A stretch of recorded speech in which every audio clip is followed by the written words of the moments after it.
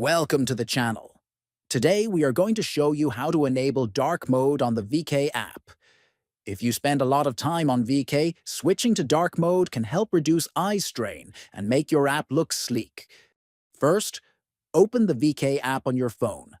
Next, look at the bottom right and tap on the three-line menu. Then, in the top right, tap on the three dots to reveal more options.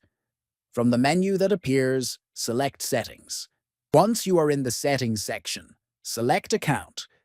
Finally, scroll down until you see Dark Mode and tap on it. The app will update instantly and your VK interface will switch to a dark theme, giving your eyes a more comfortable viewing experience. By following these simple steps, you can enjoy a stylish dark interface that is gentle on the eyes, especially during nighttime browsing.